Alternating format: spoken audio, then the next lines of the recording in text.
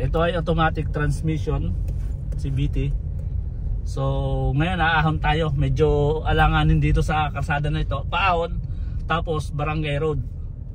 Ayan, okay naman siya sa paahon, aggressive yung transmission niya, hindi nabibitin. Ayan, tingnan natin bago tayo pumasok. Okay, tingnan natin ang daan, i-clear natin, wala. Okay, yan.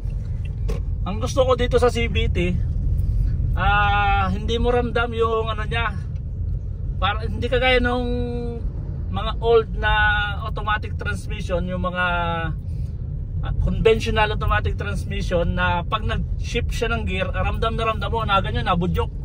Pero ito hihilitin natin ha. Oh, ang bilis, ang sarap patakbuhin. Ayan o.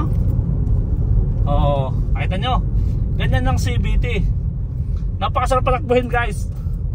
So ngayon may empty na yung gasolina natin, mamaya magagas na tayo.